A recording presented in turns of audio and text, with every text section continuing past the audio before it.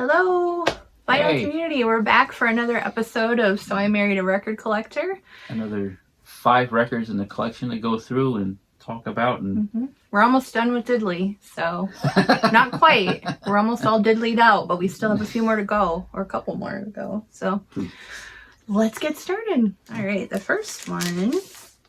This looks like a record out of a series of something. I don't know, but it just says the 20th anniversary of rock and roll. And it's got Bo Diddley on a horse. Look at that. That is crazy. Some interesting illustration there. And looks like it has some of his hits on it, but then I'm seeing names on the back. Like, what's that guy's? How do you say the guy's name? Carmine Appice? Carmine Appice. Carmine Appice. I believe. Elvin Bishop, Joe Cocker, Billy Joel, William Joel. Albert Lee, Alvin Lee, Roger McGuinn, Keith Moon. Wow. So this is like an all-star kind of celebration of Bo Diddley. Kind of. Is that what this is? It's on RCA. Came out in 1976 on the brown RCA label. Oh, and a receipt. Johnny to show me. This was purchased in December of 1991. Three days before Christmas. At Princeton Record Exchange. John must have been out buying some records for himself for Christmas. It looks like a few things here. $9.99, $4.99, $11.99. So you bought 3 things for yourself. Do you remember what they all were? No. Okay. Do you remember what this one cost? Oh, $4.99 it says on there. Yeah. So Princeton Record Exchange, 1991. Okay. What this is, as she said, I showed you, Bo Diddley, the 20th anniversary of rock and roll on RCA, 1976. Don't know much about this. I have Googled it recently because I want to know more about it. I bought it on site because I like Bo Diddley. Did you know these, like Keith Moon was on there and everything? Yeah, I've heard it. Plus I saw the other names. By this time, I believe Chess Records was inactive. They had been purchased by GRT Records sometime in the 70s. GRT. Yeah, GRT. And I think they were inactive, and then all the Chess artists were floundering around, and Bo Diddley got signed to RCA. But what this record kind of smacks of is a project by a producer. It says produced by Ron Terry, and side 3 songs written by this Ron Terry, and then a cover of Not Fade Away, then a song called Kill My Body with the songwriting credits are Betty Bedai and Greco. I haven't listened to this since I bought it, and reviews online said, the side 1, and there's all these guest stars, it's still kind of a Bo Diddley record where side 1 kind of has like a lazy funkadelic kind of feel. The side B is a 17-minute track just called Bo Diddley Jam, where it's I'm a Man, Who Do You Love, Bo Diddley's a Gunslinger, and back to I'm a Man. And there's, like she pointed out, numerous guest stars on here that come on and play. Keith Moon is credited for drums and percussion on the jam, but what I have read online elsewhere is Keith's contribution pretty much contributed him wandering into the studio, banging on the tambourine for a few bars, then wandering back out. It's around 76. It was recorded in Seattle, LA at the record plant, New York, Papa Joe's, Village Recorders, and Keith was living in Malibu, and he probably showed up. But Albert Lee's on here, Billy Joel, Roger McGuinn, Leslie West, the rhythm section from Vanilla Fudge. And of course it's on that great, it ain't Dynaflex, but it is very thin. I noticed it was really light when I picked it. It's not marked as Dynaflex, but it's still that very thin RCA. I kind of want to spin this and see what it's about, but it's, like I said, it's like this producer's project, and Bo Diddley is a guest on it. So Bo Diddley, the 20th anniversary of rock and roll, RCA Victor, 1976. Yeah, this cover art reminds me of the type of artwork that was like in my workbooks in kindergarten and first grade when the hippies got into education and got everything psychedelic. I like it. It reminds me of like early Sesame Street. Yeah, exactly, cartoons. Exactly. 1, 2, 3, 4, 5, 6, 7, 8, 9, 10, 11, 12. You could picture Bo riding through that cartoon. So Bo Diddley, the 20th anniversary of rock and roll, RCA Victor, or just RCA, 1976.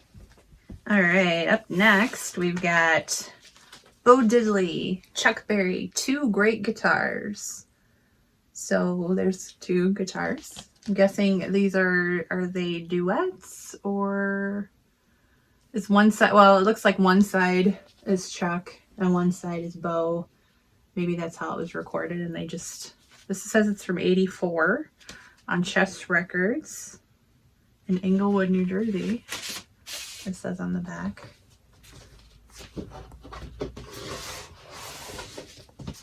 Oh, and a receipt. Wow, we're really getting a lot of these. Sam Goody. Remember Sam Goody?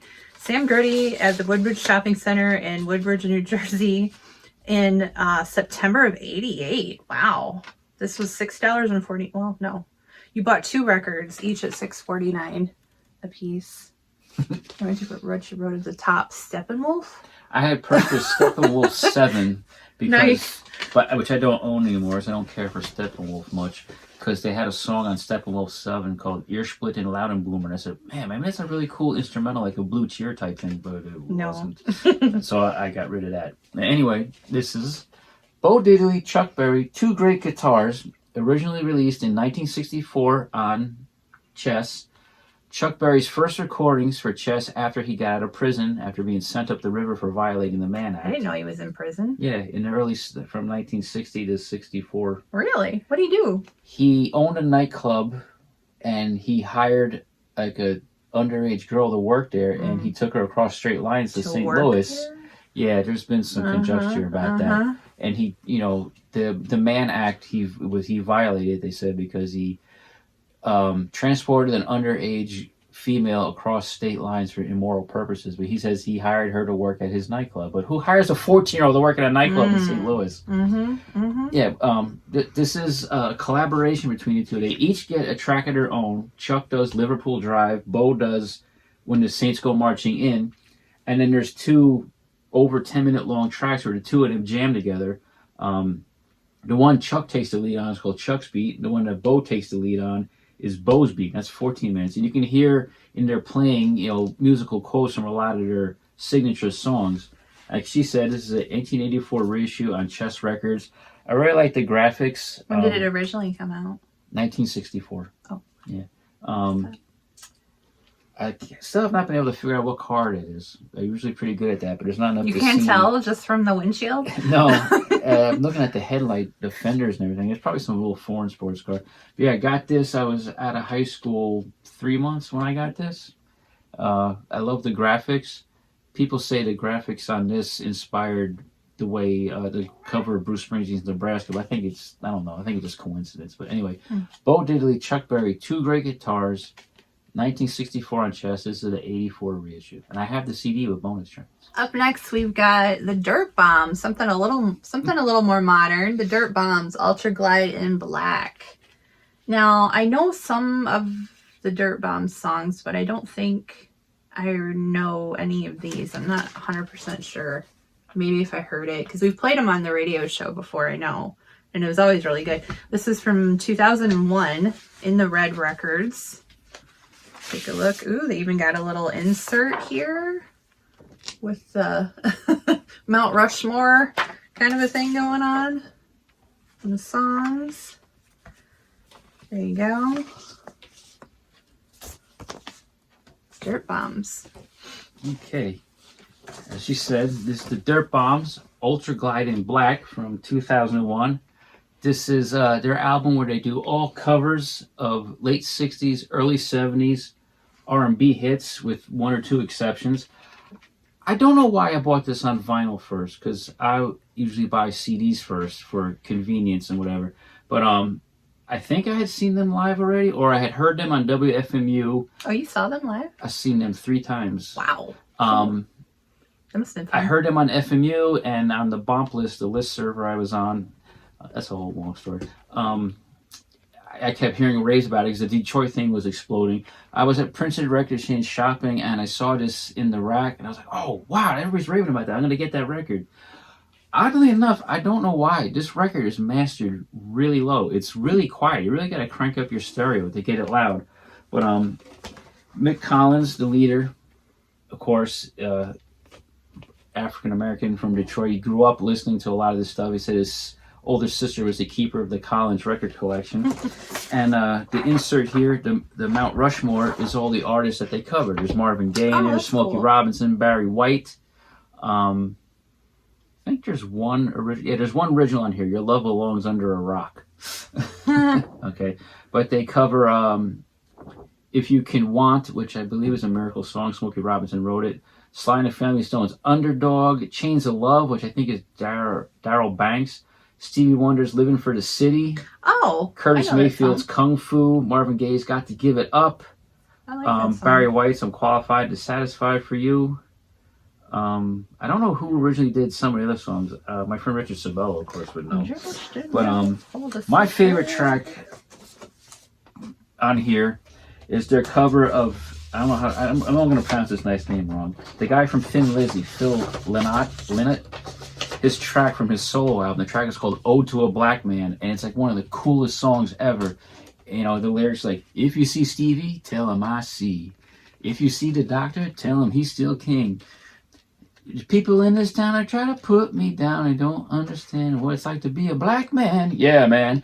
And one of the times I saw them live, you know, usually they would play a couple songs, stop and talk to the audience, but they stopped and the bass player just hit the intro, just boom, boom, boom. And when they bust into the song, like the room exploded. I was like lifted up and just jumping around. Yeah, I saw them live 3 times. I videotaped one. I should get that videotape. Oh, really? Yeah, you videotaped I brought my video. Wow. Because Jana. Was that allowed? Well, yeah, they didn't mind. No one did that. Our friend Jana, her band, The Demands, opened up. And I said, you know what? I'll bring my dad's little VHS-C camera and tape it. She's like, oh my God, please. No. But I remember I always showed up early and Mick Collins was at the merchandise table. And he didn't look as cool as there. He had on his regular eyeglasses, which were almost like Coke bottles. And I went up to him. I said, hey, I called him Mr. Collins. He looked at me. He's like, call me Mick.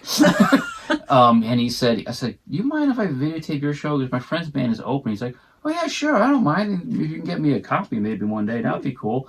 It was a little hard to enjoy the show looking through a viewfinder, but it was great.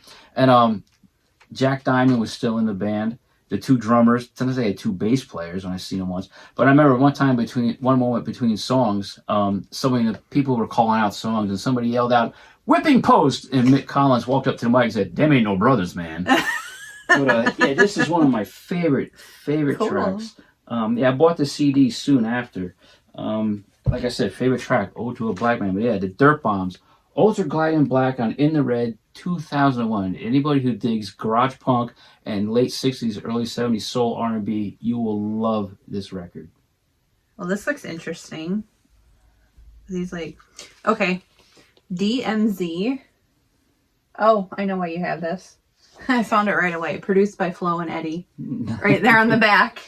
Yeah, this looks like, is it glam rock or, I don't know, it kind of looks like maybe glam rock. I don't know what year. We've got 1978 on Sire. So let's take a look at the label. I'm guessing John has this because it's produced by Flo and Eddie. Well, this is DMZ, their debut album from 1978 on Sire, produced by Flo and Eddie, the guys from the Turtles. This is the first recording. Oh, and they do Out of Our Tree. Yeah, DMZ and also Liars are kind of basically the same band. And From Home, sorry. Yeah. I'm seeing the the Trog song. Legendary, infamous Boston garage, led by Jeff Model Man Connolly, who's a complete nutter. DMZ and Liars with a Y are kind of basically the same band, with a few different lineup changes. This is their major label debut. Do a lot of garage covers on here. What's DMZ stand for? Is that drugs? No, from Vietnam. The DMZ zone, whatever the hell that means. I don't know. Pat would know. Pat Michael. My favorite track on here is Don't Jump Me Mother, but they cover Sonic's Cinderella, The Wailers' Out of Our Tree, the Trogs From Home. These things on the cover that they're hanging on are the top of some kind of air conditioning unit that Jeff Model Man Connolly said. They said it was kind of hard to work with Flo and Eddie. They didn't really connect. I saw them live at DMZ, but I saw Liars live. First time I went to Maxwell's in Hoboken, they were opening up for the reunited Richard and the Young Lions. You know, and he has a reputation for kind of mental health things. He's a major record collector. Who doesn't? He every cent goes towards records. But I actually bought a record off of eBay. I didn't realize it was him. Wow. I bought a copy of the Mickey Dolenz "Don't Do It" single on Challenge from him, and I almost bought a reel-to-reel of the Who's "Happy Jack," but it went up real high. It was cheap. I thought that'd be cool to have. So he sells records too. He doesn't just buy I don't know them. if he still does, but he used to be on the Bomp list and would always type in all caps, all crazy misspellings. He's a real nut job. When I saw him live, he got really drunk. And the band played well, but the drummer was giving him the finger from behind his back. He was insulting Todd Aberson, one of the owners of Maxwell's, from the stage.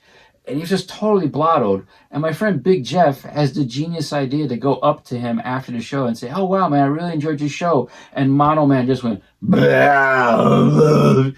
couldn't speak. And Jeff's like, "All right, we're splitting, going home." Oh, my gosh. Wow. Yeah, when was this? Oh, geez. Late 90s? Late 90s, early 2000s. But this is a good record. The production isn't really garagey, kind of rough edges. Are kind of smooth out, but it still rocks. But really, did they have a long career? I mean, no, not many. I don't know how many records they have. Albums by them? Yeah, you're gonna see. Oh, okay. Yeah. Oh, sorry. They have some early recordings on Bomp, and then this is on Sire, and I think that's about it as far as studio albums go. Because then he put together Liars, and don't say the Liars. He gets mad. It's Liars. Is he still with us? He's still with us. Okay. And it's still. You might watch this video and find out you think he's nuts. He's still. It's still some of the same guys. They come and go. I don't think they list. Yeah, this J.J. Rassler. He's always been working with him, and this drummer Rick Caraccio. I think they were with Liars when I saw them live. But anyway, DMZ, self-titled, 1979 major label debut on Sire. Produced by Flo and It says 78 on the label. Let's not split hairs. Well, I answered my own question. Do they have any other? Did they make only one record?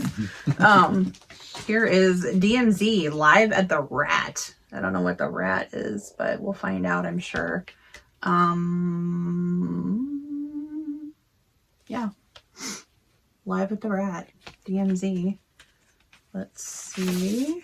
It's on Bomp. Don't see any receipt or anything. Ooh, but look at this for all you colored vinyl fans. This is a like peachy, marble-y, swirly kind of color. So that's kind of cool, huh? Ooh.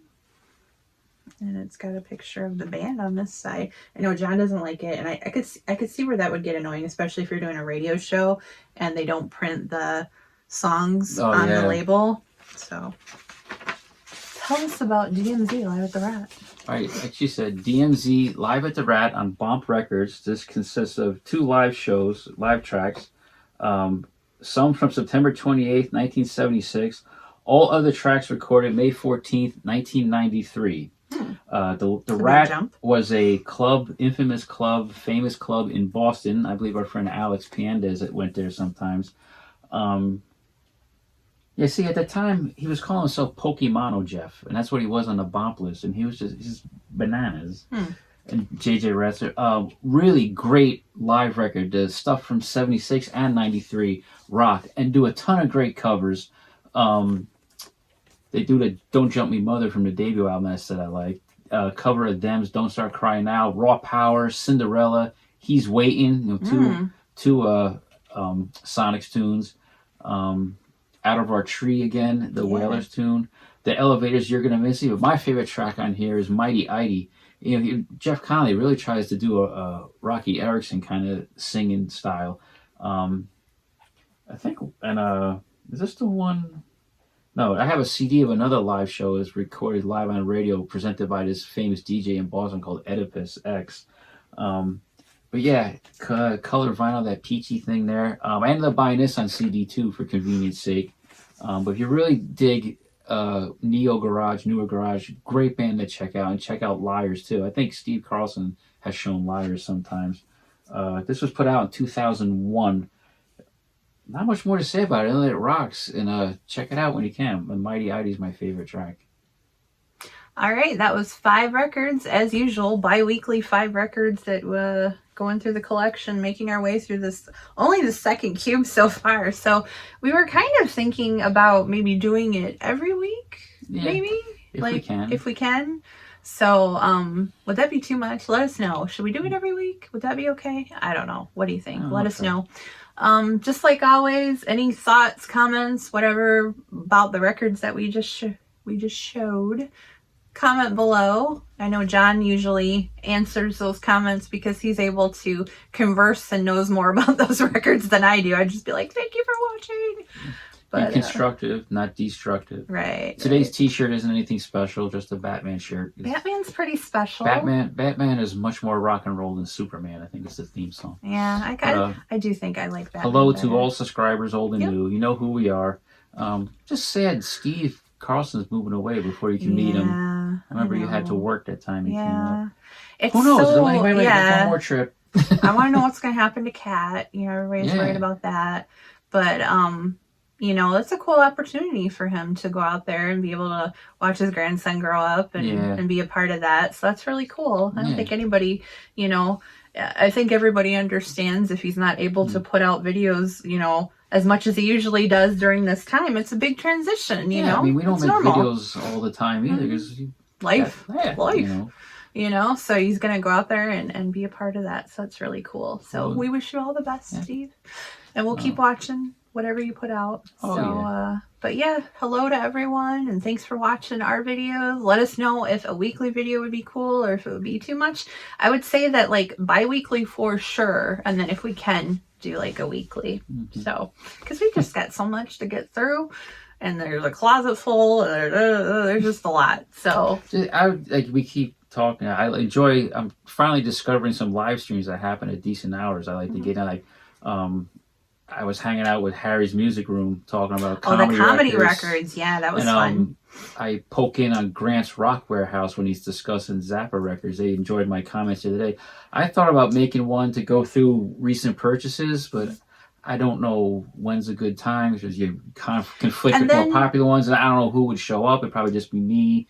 Because the other times I've done it, 2 people show up and I'm just in here talking to myself like a fool. On the existing ones, they sometimes said, you know, hey, you should join, but we don't really know like what's up with StreamYard. How do you it's free. Yeah, if any of you that do that want to tell us how he would do that, I think it'd be cool for him to get on a stream with some of the guys and you know, talk about and show records. Like the comedy records would have been perfect because you've got there's a ton down there. Inaccessible because all this other stuff's in front of you. But remember when I zoomed with all the guys back home? And you thought you were like, I know like all everything's all right because it was during COVID. And you said it was like right when we were in lockdown. Yeah, and you said something on Facebook. It's like I hear him in there, and I just feel like all's right in the world. We're all saying goodbye to so long, douchebags. All right, jerk off, because that's Jersey. That's how we say we love you.